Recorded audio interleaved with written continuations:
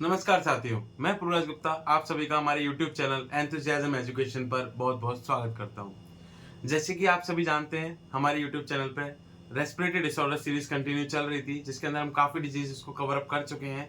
तो उसमें आज एक हम नई डिजीज़ जोड़ने जा रहे हैं, जिसका नाम है पल्मोनरी ट्यूबरक्लोसिस। पल्मोनरी ट्यूबरक्लोसिस एक ऐसी डिजीज़ कंडीशन है, जिसके अंदर से बहुत ज़्यादा क्वेश्चंस बनते हैं, चाहे वो आपकी पैथोलॉजी हो, चाहे मेडिकल सर्जिकल नर्सिंग हो और काफ़ी सारे एग्ज़ाम्स के अंदर भी।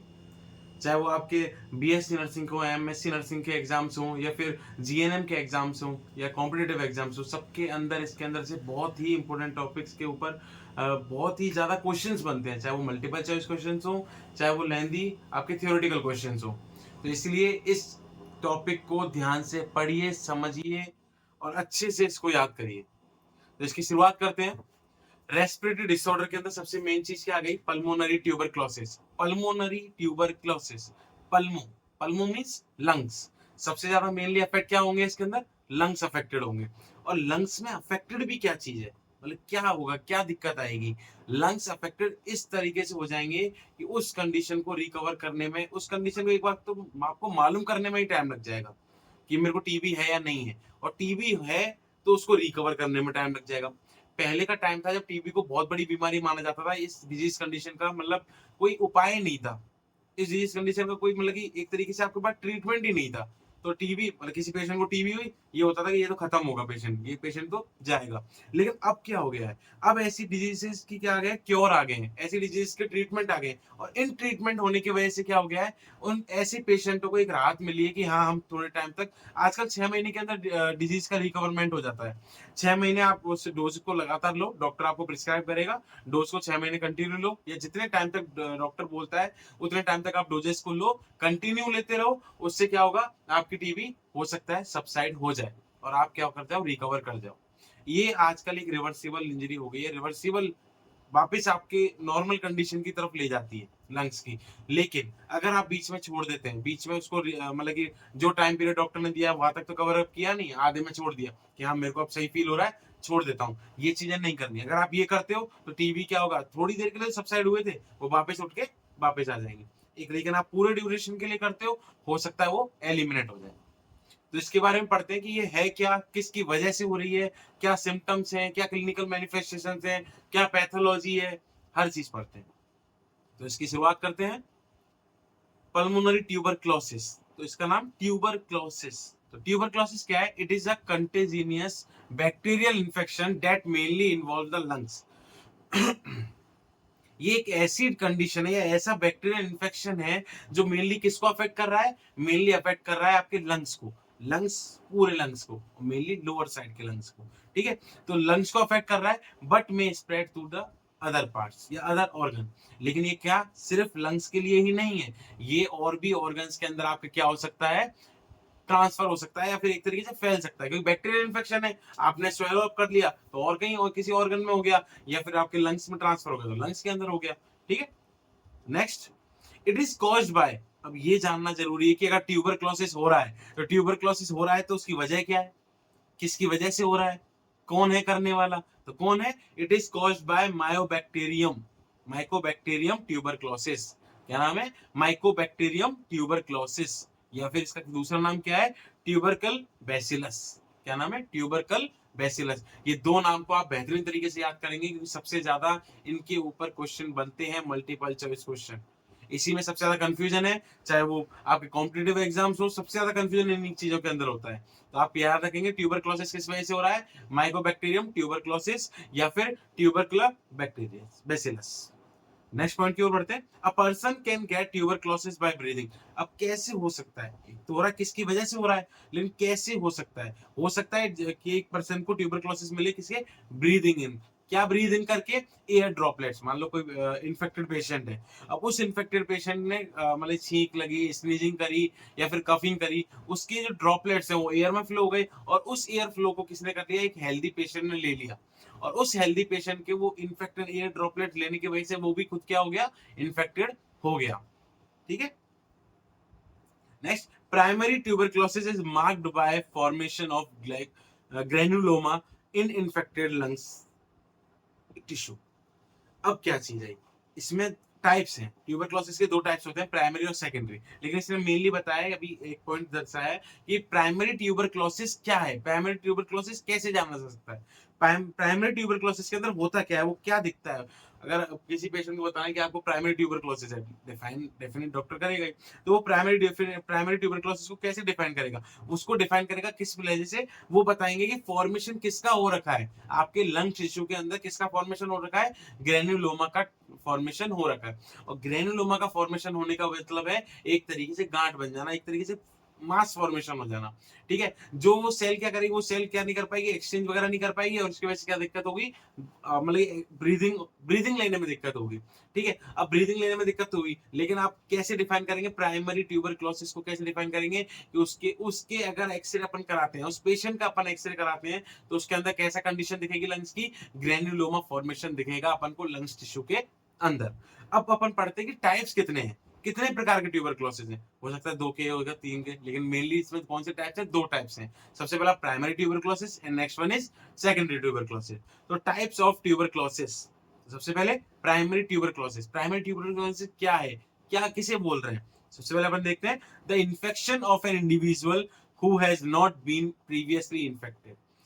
ऐसे पर्सन को इन्फेक्शन हो जाना, मतलब ऐसे पर्सन को इन्फेक्शन हो जाना जिसको पहले कभी इन्फेक्शन नहीं हुआ है, टीबी का इन्फेक्शन नहीं हुआ या फिर बाकी कोई रेस्पिरेटरी डिजीज का कंडीशन नहीं हुआ, ऐसा प्राइमरी मतलब सबसे पहले उसको टीबी ही मिल रहा है, बाकी और कोई कंडीशन उसके नहीं हुई है। ठीक है, तो इसने क्या लिखा है लाइन में, the infection of an individual who has not been previously infected और इम्यूनाइज्ड। इम्यूनाइज मतलब ना ही उसको कोई इन्फेक्शन हुआ है, ना ही उसके कोई इम्यूनिटी जनरेट हुई है, इज कॉल्ड प्राइमरी ट्यूबरक्लोसिस और गोन्स कॉम्प्लेक्स। नाम दिया गया है प्राइमरी ट्यूबरक्लोसिस को जिन्होंने इसको फाइंड आउट किया था, गोन्स कॉम्प्लेक्स और चाइल्डहुड ट्यूबरक्लोसिस, क्योंकि सबसे ज्यादा इनके पेशेंटों में होती है, बच्चों में होती है, तो इसको क्या नाम दे दिया गया, चाइल्डहुड ट्यूबरक्लोसिस। 3 नाम हो गए, सबसे पहला प्राइमरी ट्यूबरक्लोसिस, दूसरा चाइल्डहुड ट्यूबरक्लोसिस, तीसरा गोन्स कॉम्प्लेक्स। तीनों नामों को आपको याद रखना है। हो सकता है क्वेश्चन आ जाए, ऐसा क्वेश्चन आ जाए कि जिसमें मल्टीपल चॉइस क्वेश्चन में 3 नाम पूछ ले कि इसमें कौन सा नाम इनका है। ठीक है, तो नेक्स्ट पॉइंट क्या है इसका, प्राइमरी कॉम्प्लेक्स और गोन्स कॉम्प्लेक्स। प्राइमरी ट्यूबरक्लोसिस या गोन्स कॉम्प्लेक्स एक ही नाम दिया गया, is the lesion produced in the tissue of portal of entry with foci in the draining lymphatic vessels और लिम्फ नोड। इस कंडीशन के अंदर, किस कंडीशन के अंदर, प्राइम पल्मोनरी ट्यूबरक्लोसिस के अंदर या प्राइमरी ट्यूबरक्लोसिस के अंदर हो क्या रहा है, आपके लंग्स टिश्यू डैमेज हो रहे हैं, साथ में सबसे ज्यादा इफेक्ट किस पे पड़ रहा है, लिम्फेटिक सिस्टम पे इफेक्ट पड़ रहा है, लिम्फ नोड पे इफेक्ट पड़ रहा है। तो प्राइमरी ट्यूबरक्लोसिस के अंदर हो क्या रहा है, जो एंट्री है, एंट्री मतलब नीजल पैसेज से होते हुए, ट्रैकिया से होते हुए जो एंट्री है, उस टिश्यू के अंदर या उस पोर्टल ऑफ एंट्री के अंदर क्या हो रहा है, क्या हो रहा है, लीजन्स के अंदर लीजन्स क्रिएट हो रहे हैं, और लीजन्स क्रिएट होने किस में हो रहे हैं, लिम्फेटिक सिस्टम पे या लिम्फेटिक ड्रेनेज वाले एरिया पे। तो इसकी वजह से किस पे इफेक्ट पड़ेगा, लिम्फेटिक सिस्टम पे इफेक्ट पड़ेगा, और लिम्फेटिक सिस्टम पे इफेक्ट पड़ेगा तो पूरी बॉडी की इम्यून सिस्टम पे इफेक्ट पड़ेगा, और इम्यून सिस्टम पे अगर इफेक्ट पड़ा तो इम्यून सिस्टम पे इफेक्ट पड़ने की वजह से क्या होगा, और कंडीशंस हैं वो आपके ऊपर क्या हो जाएंगी, हावी हो जाएंगे, और इसकी वजह से और डिजीज कंडीशन आपकी बॉडी में जनरेट हो जाएंगे। नेक्स्ट पॉइंट क्या बोलता है, the most commonly involve tissue. सबसे ज्यादा अगर प्राइमरी ट्यूबरक्लोसिस में कोई ऑर्गन या कोई टिश्यू इन्वॉल्व हो रहा है तो वो क्या है, प्राइमरी कॉम्प्लेक्स में are lungs and hilar lymph node. कौन सबसे ज्यादा इसमें अफेक्ट हो रहा है, लंग्स अफेक्ट हो रहे हैं, लंग्स तो पूरे लंग्स है, यहाँ से शुरुआत से यहाँ तक एंड है, लंग्स तो पूरे ही है, लेकिन और एक अगर इसके डीपर में जाए तो और सबसे ज्यादा किसको अफेक्ट कर रहा है, हीलियर लिम्फ नोड। हीलियर लिम्फ नोड क्या होता है, जो लोअर साइड में, जो लोअर साइड में ब्रोंकियोल्स के आसपास में, ब्रोंकियल डक्ट्स के आसपास में जो प्रेजेंट होते हैं लिम्फ नोड, उनको बोलते हैं हीलियर लिम्फ नोड। तो उनको सबसे ज्यादा अफेक्ट करता है, उनको सबसे ज्यादा अफेक्ट कर रहा है, तो वो वही क्या है, वहीं पे सबसे ज्यादा एक्सचेंज ऑफ गैसेज हो रहा है, एक्सचेंज ऑफ ब्लड वेसल्स आ रही हैं, वहां पे से एक्सचेंज हो रहा है, ब्लड का गैसेज का एक्सचेंज हो रहा है। तो उसमें क्या हो रहा है, उसमें अगर लिम्फ नोड अफेक्ट हो गई तो क्या होगा, लिम्फेटिक सिस्टम दिक्कत, लिम्फेटिक सिस्टम दिक्कत तो इम्यून सिस्टम दिक्कत। ठीक, नेक्स्ट पॉइंट की ओर बढ़ते हैं। नेक्स्ट टाइप है अपना सेकेंडरी ट्यूबरक्लोसिस। सेकेंडरी ट्यूबरक्लोसिस है क्या, अब पढ़ते हैं। सबसे पहले अपने प्राइमरी ट्यूबरक्लोसिस पढ़ा, प्राइमरी ट्यूबरक्लोसिस के अंदर बात क्या रखी गई, उसमें बात रखी गई कि प्राइमरी ट्यूबरक्लोसिस जिस पेशेंट को हो रहा है, जिस पेशेंट को पहले कोई दिक्कत हुई नहीं, पहले कभी इन्फेक्टेड हुआ ही नहीं है। ठीक है, लेकिन सेकेंडरी का मतलब क्या है, सेकेंडरी मतलब वो डिजीज जो कौन सी डिजीज, ट्यूबरक्लोसिस डिजीज है, वो उसकी बॉडी के लिए क्या है, सेकेंडरी है, मतलब पहले उसको कभी ना कभी वो इन्फेक्टेड हुआ है या पहले कभी उसकी इम्यूनिटी वीक हुई है।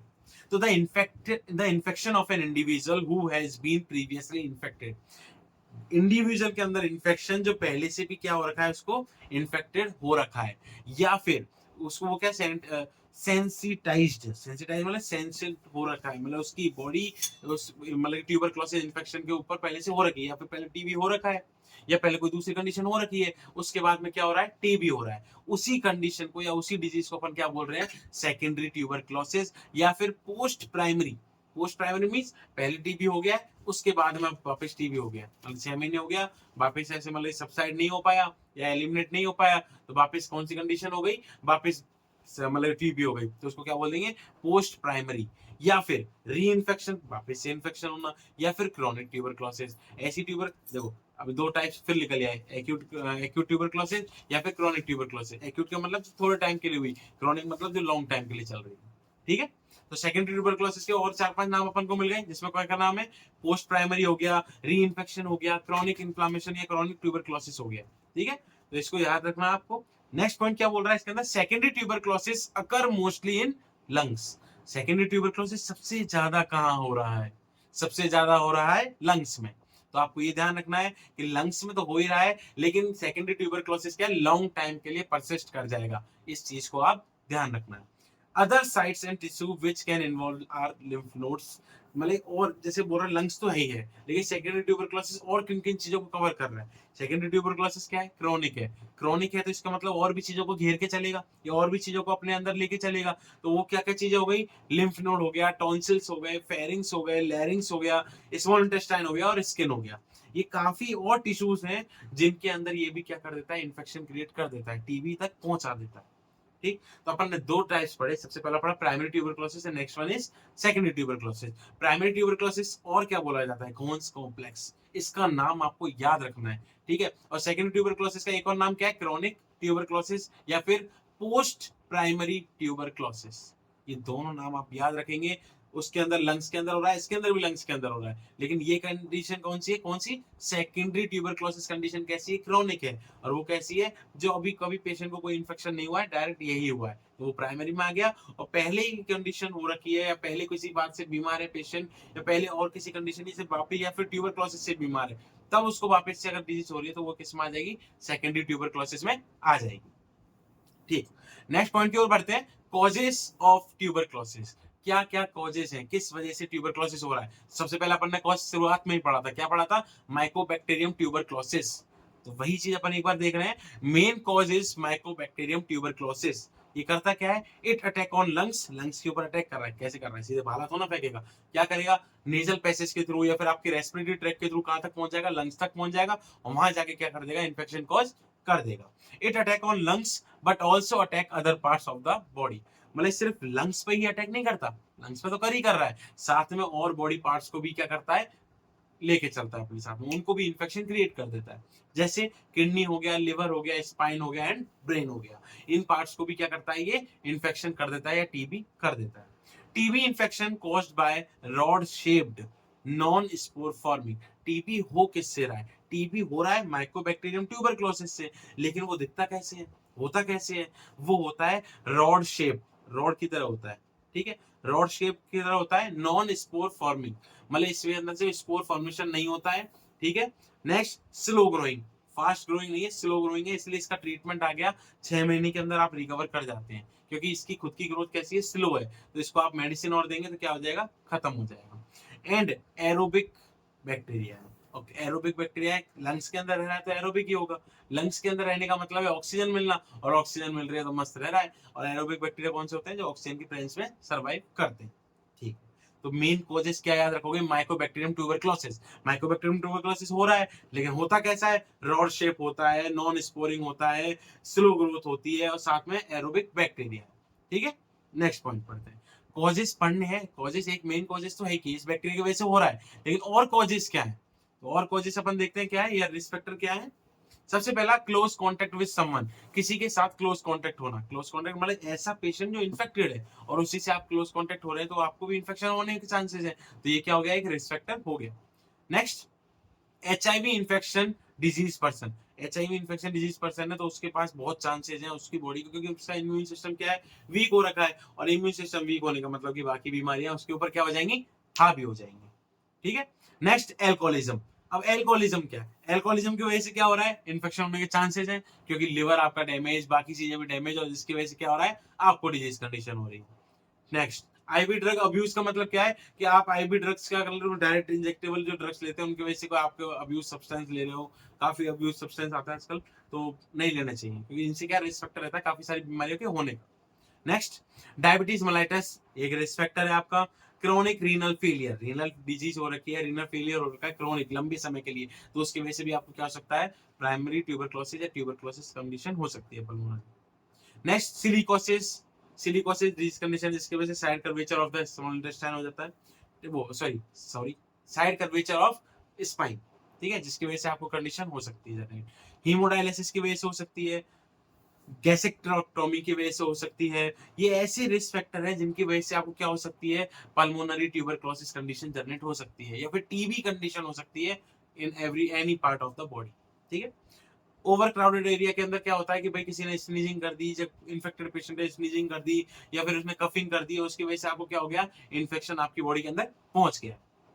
Next, poor nutrition, nutrition poor हो गया, या फिर लैक ऑफ विटामिन डी की वजह से भी, ये क्या है, आपके सारे रिस्क फैक्टर हैं, इनको ध्यान रखेंगे। मेनली HIV वाले पेशेंट के पास नहीं जाना, क्लोज कॉन्टेक्ट नहीं बनाना, डायबिटीज वाले पेशेंट नहीं, आईवी ड्रग अब्यूज नहीं, अल्कोहलिज्म नहीं, सिलिकोसिस नहीं, ये सारी डिजीज ऐसी हैं, ये सारी चीजें ऐसी हैं, रिस्क फैक्टर है जिनकी वजह से आपको क्या हो सकता है, पल्मोनरी ट्यूबरक्लोसिस हो सकता है। Next one is transmission of tuberculosis.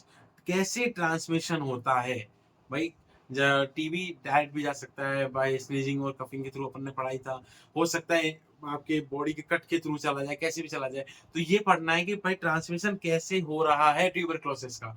ध्यान से देखिए, सबसे पहला है इनहेलेशन की वजह से। इनहेलेशन मतलब आपने इनहेल कर लिया, inhalation of organism present in fresh cough droplet, आपने उस ऑर्गेनिज्म को इनहेल कर लिया जो फ्रेश ड्रॉपलेट, मान लो किसी ने जस्ट अभी स्नीजिंग करी और आपने वही इसी को इनहेल कर लिया, ठीक है, उन ड्रॉपलेट्स को, उनकी वजह से आपको क्या हो जाएगा, टीबी कंडीशन जनरेट हो जाएगी।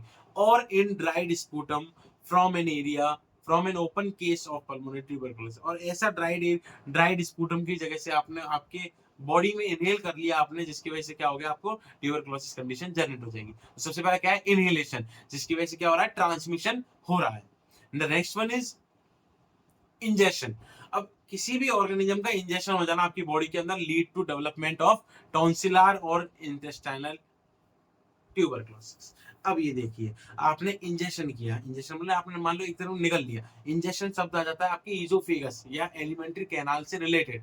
अब एलिमेंट्री कैनाल से रिलेटेड है तो मतलब कहां पहुंच गया, टॉन्सिल पे भी पहुंचेगा और इंटेस्टाइन तक पहुंचेगा। अगर आपने स्वेलिंग कर ली तो मान लो आपके आसपास आया और आपने नेजल पैसेज के थ्रू नहीं, आपने माउथ के थ्रू उसको इंजेक्शन कर लिया, या फिर आपके बॉडी में लंग्स में प्रेजेंट है लेकिन कफिंग के थ्रू का आपने कफ को किसी का क्या कर लिया, इनहेल कर लिया, वो एक सॉरी इंजेस्ट कर लिया, और आपने अगर कफ को, अपने ही कफ को, आप इन्फेक्टेड है ट्यूबरक्लोसिस से और आपने अपने ही कफ को क्या कर लिया, इंजेस्ट कर लिया, तो वो कहां पहुंच जाएगा, स्टमक में, इंटेस्टाइन में, और वहीं पे जाके क्या कर देगा, वहां का टीबी कर देगा।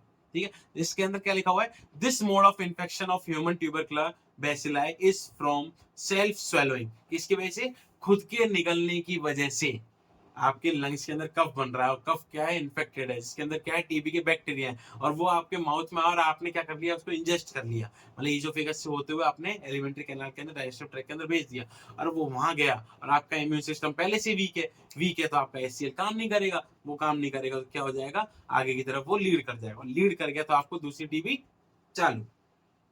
तो नेक्स्ट क्या लिखा हुआ है, और इंजेक्शन ऑफ बोवेलाइन ट्यूबरकल बेसिलाई। बोवेलाइन मतलब ऐसे इन्फेक्टेड काओ या बफेलो जिनका मिल्क आप क्या कर लें, इंजेस्ट कर लें, और अगर उनका आपने मतलब कि जिन काओ या बफेलो को क्या है, टीबी है, और उनका आपने मिल्क इंजेस्ट कर लिया, तो उसकी वजह से भी आपको क्या हो सकता है, ट्यूबरक्लोसिस हो सकता है।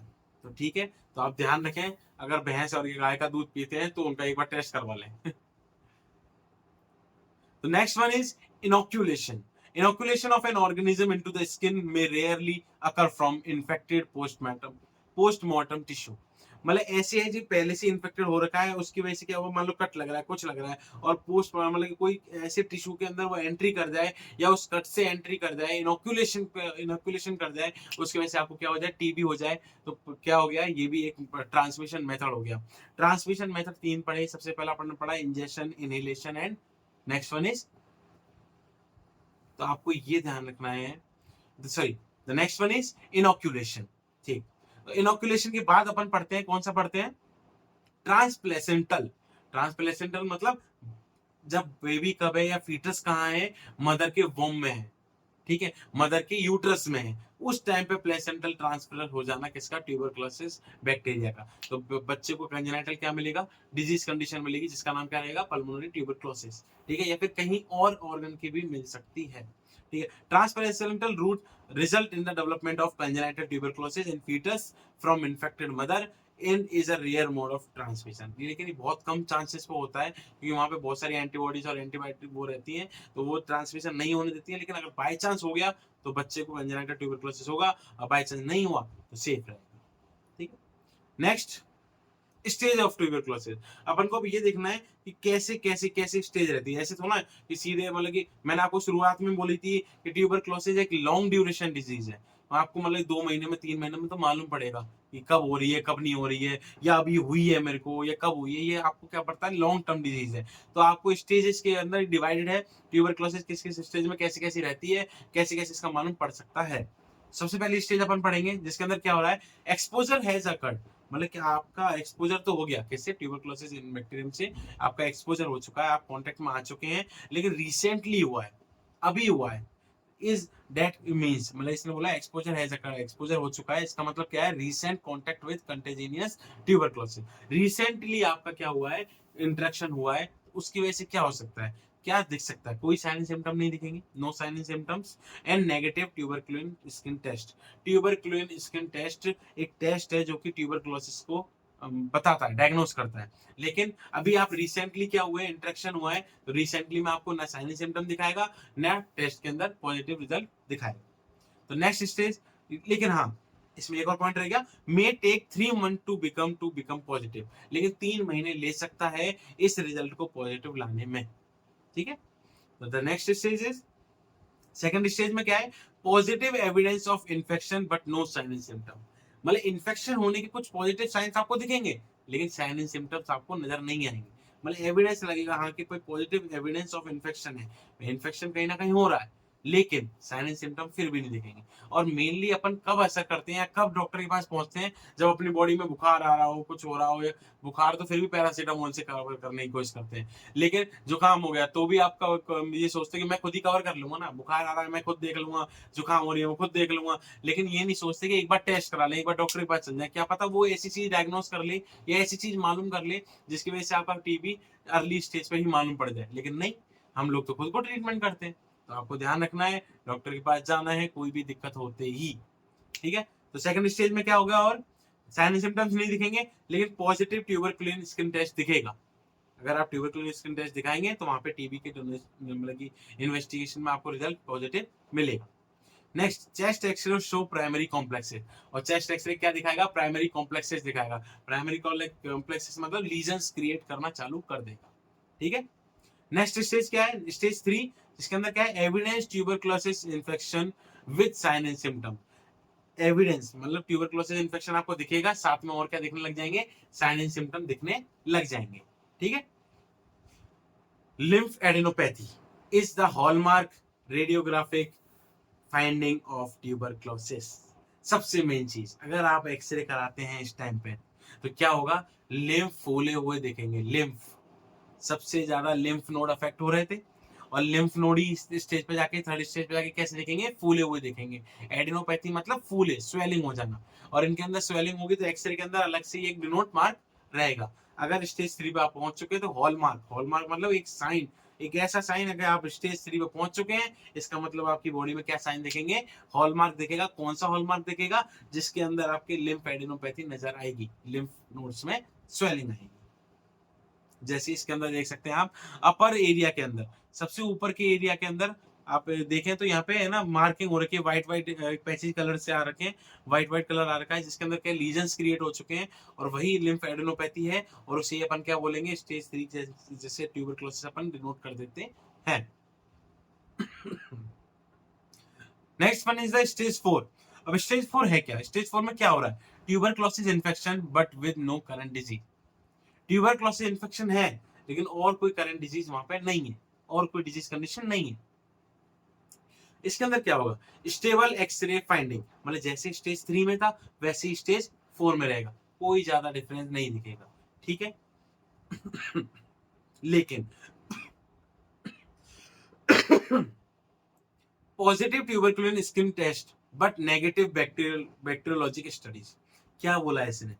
पॉजिटिव ट्यूबरकुलिन स्किन टेस्ट दिखेगा, मतलब आपने अगर ट्यूबरक्लोसिस का टेस्ट कराया तो वो तो पॉजिटिव दिखेगा, लेकिन बैक्टीरियोलॉजिकल ग्रोथ नहीं दिखेगी। No but negative bacteriological studies, कोई बैक्टीरियोलॉजिकल स्टडीज नहीं दिखेगी, मतलब आपको बैक्टीरिया की ग्रोथ नहीं दिखेगी। लेकिन ट्यूबरक्लोसिस की क्या दिख जाएगी? आपको फाइंडिंग दिख जाएगी कि ट्यूबरक्लोसिस तो है, ट्यूबरकुलिन स्किन टेस्ट तो है, पॉजिटिव आ रहा है, लेकिन क्या नहीं दिखेगा? साथ में बैक्टीरियोलॉजिकल फाइंडिंग नहीं दिखेगी।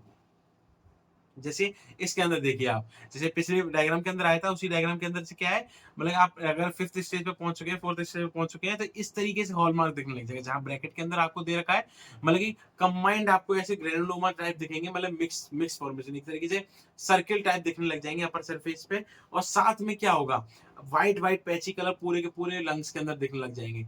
ऊपर तो मार्किंग हो गई, सर्किल सर्किल से आपको दिखेंगे, सर्किल दिखेंगे, और नीचे की साइड क्या होता जाएगा? व्हाइट पैची कलर आता जाएगा, और जिससे आप क्या नोट कर सकते हैं? इस पेशेंट को क्या है? टीबी। और अच्छे से डायग्नोस करने के लिए आप क्या करा सकते हैं? सिटी स्कैन करा सकते हैं। तो स्टेज 5 में क्या है? देखो स्टेज 5 आ गया। स्टेज 5 में क्या है? Suspected tuberculosis. पेशेंट क्या दिखेगा? पूरी तरीके से इसको ट्यूबरक्लोसिस डिनोट दिखेगा। जिसके अंदर क्या है? Positive tuberculin skin test, positive tuberculin skin test आ गया।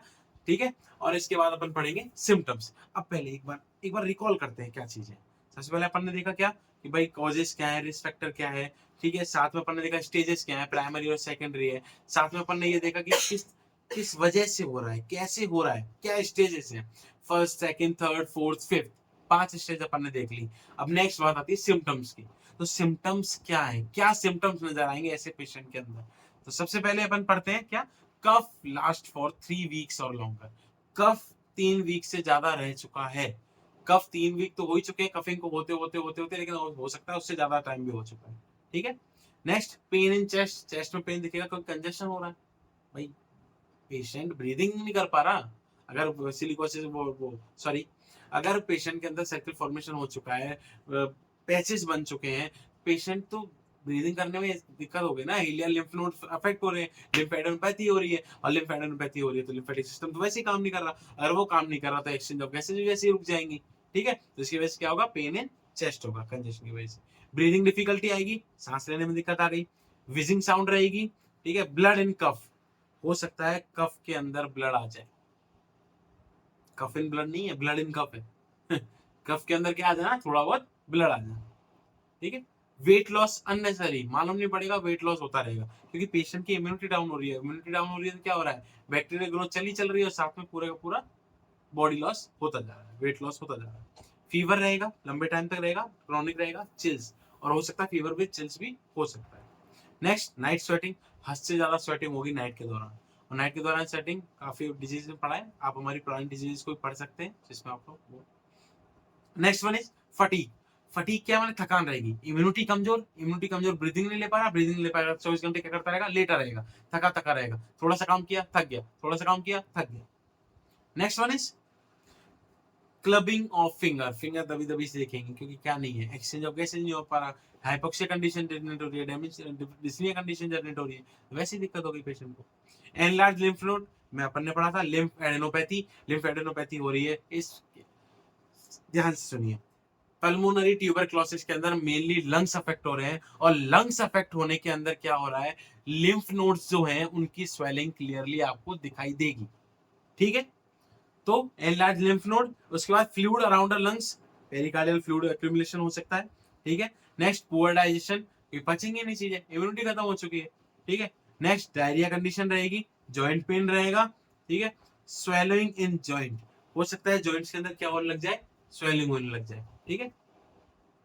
Pain in micturition, urine pass out करने में प्रॉब्लम आएगी, ठीक है। नोजिया, वॉमिटिंग तो हो ही गया, नोजिया वॉमिटिंग तो रहता कॉमनली, डायरिया भी साथ में रहेगा ही रहेगा, ड्राउजीनेस रहेगी, सूखा सूखापन रहेगा, बॉडी सूख जाएगी बिल्कुल, ठीक है। और मेनिंजाइटिस कंडीशन भी जनरेट हो सकती है।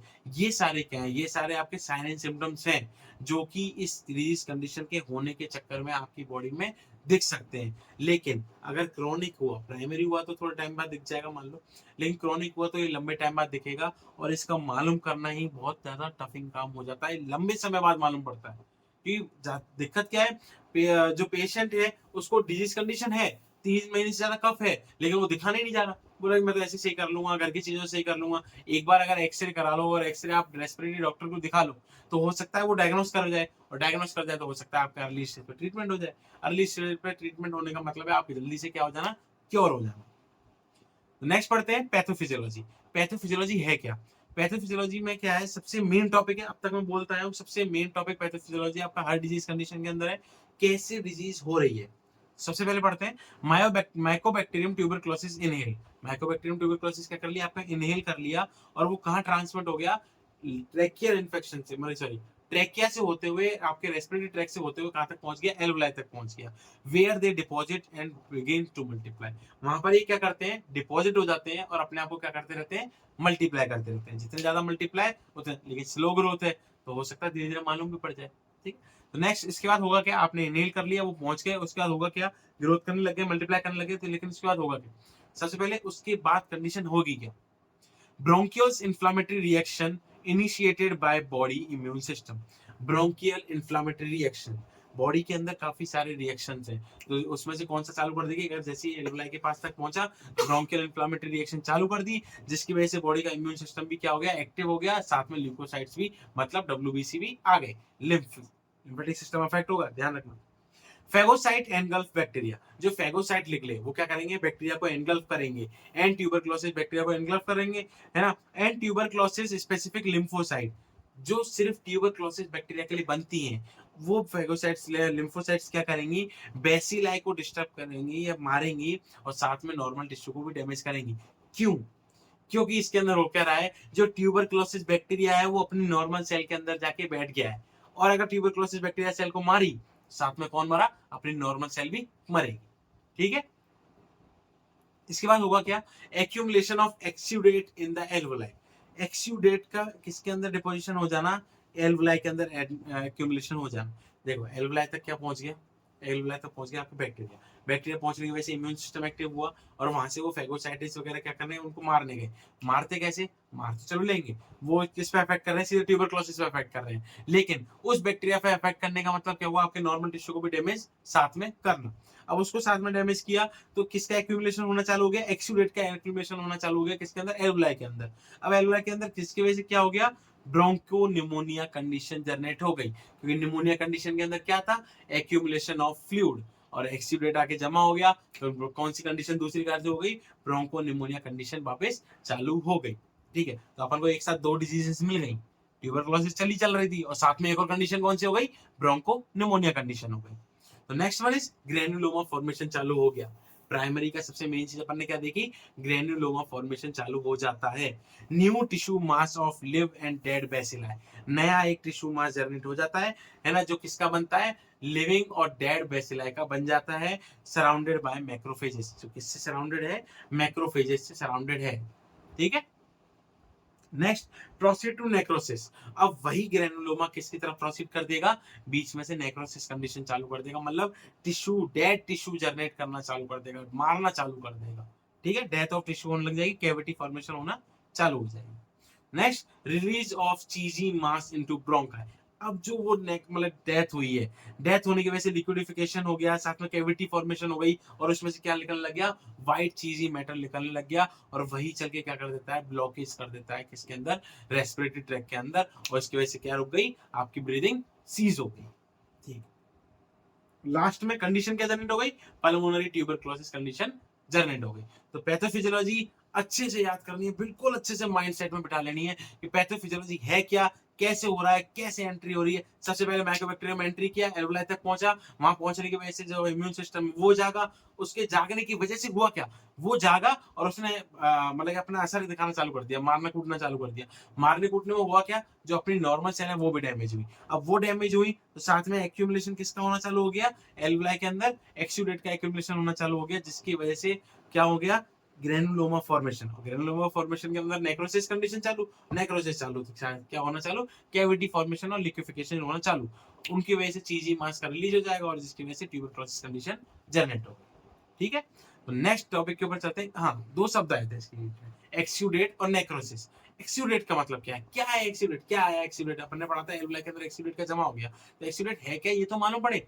तो क्या है, a mass of cell and fluid, cell का मास और साथ में fluid that has seeped out of blood vessel, जो कहां से निकल के आ गया, कहां से सरक के आ गया, वो सरक के आ गया ब्लड वेसल्स के अंदर से। ये एल्वुलाई के पास क्या है, ब्लड वेसल्स आ रही है और उन्हीं ब्लड वेसल्स में से क्या निकल गया है, जो फ्लूइड निकल के आया या फिर ग्रुप ऑफ मास निकल के आया, उसे क्या बोल रहे हैं, एक्सुडेट बोल रहे हैं। और इसकी वजह से सबसे ज्यादा क्या होता है, इन्फ्लेमेशन कंडीशन जनरेट होती है। नेक्स्ट, नेक्रोसिस शब्द भी आता है। नेक्रोसिस का मतलब क्या है, the death of most of the cell in an organ, organ के अंदर क्या हो जाना, सेल्स की डेथ हो जाना, मर जाना। और वही कंडीशन क्या हो गई, नेक्रोसिस कंडीशन हो गई। किस वजह से मर सकता है, due to injury, disease, failure of blood supply, किसी भी वजह से, किसी भी वजह से मर सकता है। लेकिन मरने की, अगर सेल मर रही है तो उसको क्या बोल दिया, टिश्यू के अंदर डेथ हो रही है तो क्या हो गया, नेक्रोसिस हो गया। और टिश्यू में से, ब्लड के अंदर, ब्लड वेसल्स के अंदर से अगर कोई मटेरियल निकल के बाहर आ रहा है या फ्लूइड निकल के बाहर आ रहा है तो उसे क्या बोल दिया, एक्सुडेट बोल दिया। Next, diagnostic evaluation. Diagnostic evaluation मतलब जांचेंगे कैसे, कैसे मालूम करेंगे कि भैया डायग्नोस करना है, कैसे डायग्नोस करना है, टीबी हो रहा है या नहीं हो रहा है। सबसे पहले फिजिकल एग्जामिनेशन। फिजिकल एग्जामिनेशन में करेंगे क्या, stethoscope to listen to your lungs and check the lymph nodes in your neck for swelling. Stethoscope से चेक क्या करेंगे, ब्रीदिंग साउंड चेक कर लिया, रिदम चेक कर लिया, रेट चेक कर ली, भाई विजिंग साउंड आ रहा है नहीं आ रहा है, कैसे साउंड आ रहा है, रुक के आ रहा है, कैसे आ रहा है, तो वो किस में आ गया, फिजिकल एग्जामिनेशन में आ गया। Second one is tuberculin skin test. ये ऐसा स्किन टेस्ट है जिससे आपको क्या मालूम पड़ता है, ट्यूबरक्लोसिस आपके पेशेंट को है या नहीं है, आपके पर्सन को है या नहीं है, या आपको है या नहीं। इसके अंदर है क्या, the TB skin test is a test used to determine if a person is infected with TB bacteria और नॉट। अब ये ऐसा टेस्ट है जिसके अंदर ये मालूम पड़ता है कि आप जो पर्सन है वो टीबी से ग्रसित है या नहीं है, उसको टीबी है या नहीं है। ठीक है, next one is diagnostic evaluation, याद रखना बहुत जरूरी है। सबसे पहले physical examination, tuberculosis skin test, and third one is chest x-ray. अपन ने काफी दो एक्सरे देखे पीछे की तरफ, उनमें अपन को एक्सरे फाइंडिंग्स दिख रही थी काफी सारी। तो एक्सरे कराना इसलिए नेसेसरी है क्योंकि उसके अंदर हो सकता है कुछ फाइंडिंग्स दिख जाए, जैसे टीबी प्रेजेंट विद पैची और नोडुलर ओपेसिटीज। मतलब टीबी पेशेंट के अंदर आपको क्या मिलेगा, पैची दिखेंगे, पैचेस दिखेंगे, जगह जगह जगह जगह पे पैचेस दिखेंगे। व्हाइट चीज निकल रही थी, व्हाइट चीज सब्सटेंस निकल रहा था नेक्रोसिस कंडीशन होने के बाद, उसकी वजह से क्या होगा, वो पैचेस जनरेट हो जाएंगे। वो जनरेट हो जाएंगे तो हो सकता है नोड, और पैचेस जनरेट तो होंगे होंगे, साथ में नोड्यूल्स का क्या होगा, वो सॉरी नेफ वो एडिनो, तो साथ में क्या हो गया, जो लिम्फ नोड्स है, लिम्फ नोड्स का क्या हो जाएगा, स्वेलिंग होना चालू हो जाएगा। ठीक है, अब लिम्फ नोड का स्वेलिंग होना चालू हुआ तो साथ में इन द अपर लोब्स, कहां पे, अपर लोब में। इसने डिफाइन किया है कि अगर एक्सरे के अंदर आपको फाइंडिंग्स कहां दिखेगी, अपर साइड में दिखेंगी, अपर लोब्स के अंदर दिखेंगी of the lungs. Small nodules scatter through out the lungs. देखिए छोटे छोटे छोटे छोटे छोटे नोड्यूल्स क्या होंगे, पूरी पूरे लंग्स में क्या हो जाएंगे, स्कैटर हो जाएंगे, फैल जाएंगे। ठीक है, ये आपको चेस्ट एक्सरे के अंदर फाइंडिंग दिखेगी। Next one is acid fast bacillus smear. Acid wise AFB जिसे बोलते हैं, एएफबी स्मीयर एक टेस्ट होता है जिसके अंदर आपका स्पूटम कलेक्शन लिया जाता है और उसमें बैक्टीरियल ग्रोथ देखी जाती है। Group of rod shape bacteria that are seen under the microscope following a staining procedure. ये एक स्टेनिंग प्रोसीजर है where the bacteria retain the colour of the stain after an acid wash. Acid wash करने के बाद bacteria उसी चीज का colour अपने ऊपर ले लेता है और इससे अपन को मालूम पड़ जाता है कि इस स्पूटम के अंदर बैक्टीरियल ग्रोथ है, तो इसको अपन क्या दिखा देते हैं, पॉजिटिव टेस्ट दिखा देते हैं। और नहीं है ग्रोथ तो अपन नहीं दिखाते हैं। ठीक है, नेक्स्ट है स्पूटम कल्चर। जो स्पूटम है, जो कफ है, उसका कल्चर कराना। ये क्या चेक करता है, फॉर बैक्टीरिया और another type of germ that may causing respiratory tract infection. ऐसा कोई बैक्टीरिया, ऐसा कोई जर्म्स जो किसको अफेक्ट कर रहा हो, रेस्पिरेटरी ट्रैक इन्फेक्शन कर रहा हो, क्रिएट कर रहा हो। ठीक है, नेक्स्ट, अब अपन को देखना है ट्यूबरकुलिन स्किन टेस्ट है क्या। कि सबसे मेन स्किन टेस्ट, जो मेन ट्यूबरकुलोसिस का टेस्ट बताया गया है, ट्यूबरकुलिन स्किन टेस्ट। तो ये है क्या, it is also known as Mantoux skin test, क्या बोलते हैं, मेंटॉक्स स्किन टेस्ट इसका नाम रखा गया है, साइंटिफिक बेस पर रखा गया है, ध्यान रखो थोड़ा। This test help to identify infected people with no symptom. ये ऐसे पेशेंट को डायग्नोस करता है जिन पेशेंट के अंदर साइन सिम्टम है ही नहीं, लेकिन वो टीबी से ग्रसित है, तो ये उन पेशेंट को डायग्नोस कर देता है। ठीक है, तो अपने लिए अच्छा है। मान लो मास साइन सिम्टम से पेशेंट पहुंच रहा है, लेकिन ट्यूबरकुलोसिस स्किन टेस्ट करा लिया, वो पॉजिटिव निकल आया, तो फायदा है, पेशेंट अर्ली स्टेज पे मालूम पड़ गया, अर्ली स्टेज पे मालूम पड़ गया तो वो क्योर कर सकते हैं, उसको अपन क्योर कर सकते हैं। क्या और क्या बोल रहा है, the doctor will inject 5 unit of purified protein derivatives. Doctor क्या करेगा, 5 यूनिट, यूनिट काउंट होता है, 5 यूनिट क्या करेगा आपके इंट्राडर्मल लेयर पे, जस्ट स्किन के जस्ट नीचे वाली लेयर पे क्या करेगा, 5 यूनिट प्योरिफाइड प्रोटीन डेरिवेटिव्स को इंजेस्ट करेगा। और क्या देखेगा, and inner aspect of forearm, forearm पे जस्ट, ये फोरआर्म आपका एरिया हो गया, जस्ट इस पे इंट्राडर्मली इंजेक्ट कर देंगे, जैसे एससी जिसे बोलते हैं, सबक्यूटेनियसली बोलते हैं जिसे, approx 4 inches below the elbow, elbow से 4 इंचेस बिलो, मतलब इस पोर्शन पे, फोरआर्म पोर्शन पे, ठीक है, इंजेस्ट करेगा 5 यूनिट किसको, प्रोटीन डेरिवेटिव्स को। ठीक है, इफ रेज्ड बम्प, अगर उठी हुई, थोड़ा दिख गया, उठा हुआ बम्प दिख गया, लाइक तरीके से स्पीड ब्रेकर दिख गया आपको, मोर देन 5 mm, अगर वो कितने से बड़ा है, 5 mm से बड़ा है, appear at the side within 48 hour, अगर 48 आवर के अंदर वो बम्प नजर आ गया 5 mm से बड़ा, इसका मतलब टेस्ट कैसा है, पॉजिटिव है। और वो हल्का बहुत ही बड़ा, 5 mm से कम बड़ा, 2 mm, 3 mm, 1 mm ऐसे बड़ा, तो इसका मतलब टेस्ट क्या है, नेगेटिव है। ठीक है, तो ट्यूबरकुलोसिस स्किन टेस्ट को अच्छे से याद कर लेना। तो आगे की ओर बढ़ते हैं, आगे क्या अपना, आगे है medical management. What is medical management, मतलब मेडिकली किसी पेशेंट को क्या करना, मैनेज करना। कैसे पेशेंट को, पल्मोनरी ट्यूबरकुलोसिस के पेशेंट को कौन सी मेडिसिन देंगे।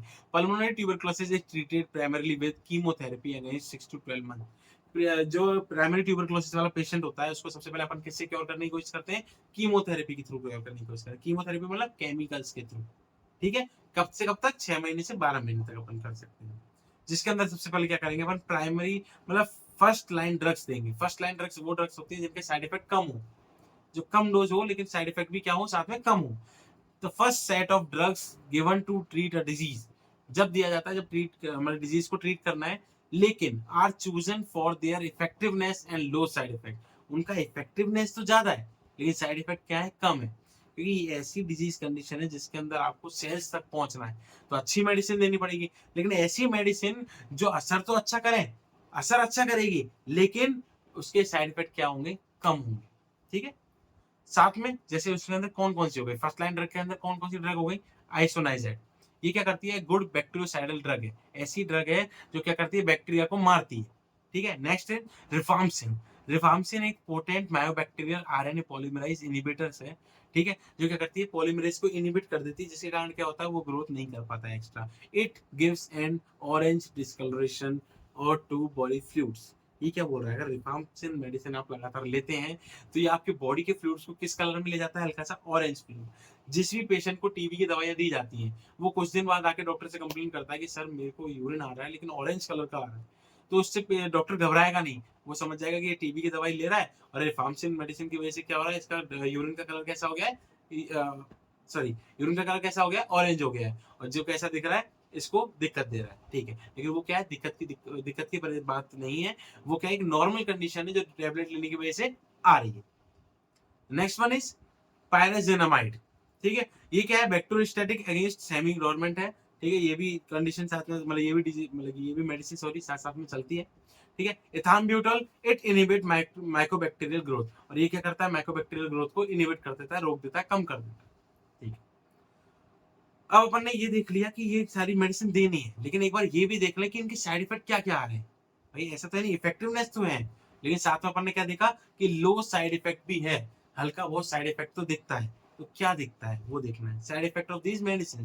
फर्स्ट लाइन ड्रग्स के कुछ साइड इफेक्ट हैं, जैसे आइसोनाइजर में क्या है, हेपेटाइटिस कंडीशन हो जाती है। ठीक है, नेक्स्ट पेरिफेरल न्यूरोपैथी हो जाती है, न्यूरोपैथी हो जाती है ड्रग्स इंटरेक्शन के कारण। ठीक है, रिफार्मसिन क्या है, orange discoloration of body fluids. अपन ने सबसे पहले इसका यही पढ़ा था कि ऑरेंज डिस्कलरेशन दे रहा है बॉडी फ्लूइड्स के अंदर, साथ में जीआई अपसेट हो जाएगा, आपको गैस्ट्रो इंटेस्टाइनल अपसेट हो जाएगा, साथ में हेपेटाइटिस हो जाएगा, फीवर हो जाएगा, एआरएफ हो जाएगा। ये इसके क्या है, साइड इफेक्ट है, कम रहते हैं, जल्दी से नहीं होते हैं, लेकिन ध्यान रखना है कि हो सकते हैं। Next is pyrazinamide. Hyperuricemia हो जाएगा, गाउटी अर्थराइटिस हो जाएगा, इथाम्ब्यूटल से ऑप्टिक न्यूराइटिस हो सकता है, ठीक है। स्ट्रेप्टोमाइसिन एक डिजीज, स्ट्रेप्टोमाइसिन क्या है? स्ट्रेप्टोमाइसिन मतलब जो आपको फीवर और चिल्स के दौरान दी जाती है, स्ट्रेप्टोमाइसिन वो क्या करेगी? नेफ्रोटॉक्सिसिटी कर सकती है। नो, हाइपर यूरेसीमिया का मतलब क्या है? एलिवेटेड यूरिक एसिड, वो शब्द आया था किसकी वजह से होता है? पायरोजेनामाइड की वजह से हो रहा था हाइपर यूरेसीमिया। इसका मतलब क्या है? एलिवेटेड यूरिक एसिड, मतलब आपकी बॉडी में यूरिक एसिड क्या हो जाए? बढ़ जाएगा, और उसकी वजह से क्या हो सकता है? इन्फेक्शन होने के चांसेस बढ़ सकते हैं। नेक्स्ट, गाउटी अर्थराइटिस क्या है? भाई दो शब्द आए, पहला हाइपर यूरिसीमिया आया, गाउटी अर्थराइटिस आ गया। तो गाउटी अर्थराइटिस क्या है? Gout is a type of inflammatory arthritis. Gout एक ऐसी डिजीज कंडीशन है जो इन्फ्लामेटरी अर्थराइटिस होती है ना, that causes pain and swelling in joints, जो जॉइंट्स के अंदर क्या कर देता है? स्वेलिंग कर देता है, साथ में क्या कर देता है? पेन कर देता है। नेक्स्ट अपन देखेंगे, फर्स्ट लाइन ड्रग्स देख ली, अब देखनी सेकंड लाइन ड्रग्स कौन सी। अब सेकंड लाइन ड्रग्स है क्या है? Those drugs that are given when one or more drugs given first for the disease are not effective. Second line drugs तक अपन कब पहुंचे? सेकंड लाइन ड्रग्स तक अपन जब पहुंचे जब फर्स्ट लाइन ड्रग्स आपने दे दी, single single single single drugs दे दी और उनका कोई असर नहीं हुआ है, तो अपन मिक्सअप करके मतलब फर्स्ट लाइन ड्रग्स को और सारी दो चार ड्रग्स को मिक्सअप करके फिर अपन दे रहे हैं, तो वो किस में काउंट हो जाती है? सेकंड लाइन ड्रग्स में काउंट हो जाती है, क्योंकि फर्स्ट लाइन क्या नहीं रही? इफेक्टिव नहीं रही। जैसे अमीकासिन, कैपेरोमाइसिन, एजिथ्रोमाइसिन, क्लेरिथ्रोमाइसिन, लीवोफ्लॉक्सिसिन, ये सब ड्रग्स कैसी दी जाती है? कंबाइंड फॉर्म में दी जाती है, ठीक है। अब नर्सिंग मैनेजमेंट, सब चीजें कर ली, मेडिकल मैनेजमेंट कर लिया, सब कर लिया, डायग्नोस कर लिया, हर चीज कर ली, लेकिन लास्ट में पहुंचते किस पे? पे अपन नर्सिंग मैनेजमेंट पे, क्योंकि नर्स को भी क्या करना है? असेस करना है। सबसे पहले क्या असेस करेगी? हिस्ट्री असेस करेगी। तो पहले कोई डिजीज हुई, हुई तो सेकेंडरी ट्यूबरक्लोसिस, नहीं हुई तो प्राइमरी ट्यूबरक्लोसिस, ठीक है। रेस्पिरेशन असेस करेगी, रेट, रिदम, साउंड वगैरह सब। लंग्स का साउंड देखेगी, ठीक है, स्टेथोस्कोप से चेक कर सकती है। Inspect breathing rate, pattern, breathing का रेट क्या है, पैटर्न क्या है, और पेशेंट का स्लीप साइकिल कैसा है, सब चीजें नोटिस करना। साइन एंड सिम्टम नोटिस करना, आ रहे हैं तो, कम आ रहे हैं तो, नहीं आ रहे हैं तो। ट्यूबरक्लोसिस स्किन टेस्ट कराना है, ट्यूबरक्लोसिस स्किन टेस्ट कराना है, जिससे कि क्या हो? साइन एंड सिम्टम नहीं है तभी मालूम पड़ जाए कि ट्यूबरक्लोसिस है क्या नहीं है, ठीक है। मॉनिटर एबीजी, एबीजी देखनी है, ओरिएंटेशन में चेंजेस देखने हैं, स्किन कलर में चेंजेस देखने हैं, टेम्परेचर कैसा है, ज्यादा आ रहा है, कम आ रहा है, किस तरीके से आ रहा है, और क्लाइंट की डेली स्लीप पैटर्न साइकिल देखनी है। तो आज हमने ये पूरा टॉपिक पल्मोनरी ट्यूबरक्लोसिस कवर किया, जिसके अंदर हमने काफी अच्छे से पढ़ा कि ट्यूबरक्लोसिस कैसे हो रहा है, क्या इसकी पैथोफिजियोलॉजी है, क्या साइन एंड सिम्टम है, स्टेजेस क्या है, ट्यूबरक्लोसिस स्किन टेस्ट क्या है, सारे डायग्नोस्टिक इवैल्यूएशन पढ़े अपन ने, इसको अच्छे से समझा है। और इससे अगर आपको कोई भी डाउट आता है, किसी भी तरीके का आपको अगर डाउट जनरेट होता है इस डिजीज से रिलेटेड, तो आप हमें कमेंट सेक्शन में बता सकते हैं। इस आपके डाउट को, हर डाउट को आपको क्या किया जाएगा? कवर किया जाएगा। और अगर आप कोई अगर नई डिजीज पढ़ना चाहते हैं, नए चैप्टर से रिलेटेड कोई डिजीज कंडीशन पढ़ना चाहते हैं, या नया कोई टॉपिक पढ़ना चाहते हैं, तो आप हमको कमेंट सेक्शन में बता सकते हैं। हम उस टॉपिक को जरूर लेके आएंगे और आपको आपके अच्छे तरीके से, अच्छे बिल्कुल इजी पैटर्न के अंदर आपको समझाएंगे। तो आप हमें कमेंट सेक्शन में बता सकते हैं, जो भी आपकी डिजीज हो, जो भी आपकी क्वेरी हो, या जो भी आप डिजीज कंडीशन पढ़ना चाहें, तो आप हमसे समझ सकते हैं, हमें कमेंट सेक्शन बता सकते हैं। और अगर आप रेस्पिरेटरी डिजीज डिसऑर्डर की सीरीज को के अंदर बाकी और कोई डिजीज समझना चाहते हैं, तो आप हमारी प्लेलिस्ट के अंदर जा सकते हैं। रेस्पिरेटरी डिसऑर्डर डिजीज के नाम से वो बनी हुई है, और उसके अंदर बाकी जितनी भी मैं अब तक पढ़ा चुका हूँ, जो भी अब तक आप पढ़ चुके हैं, उनको आप वापस एक बार रिवाइज कर सकते हैं। Thank you so much.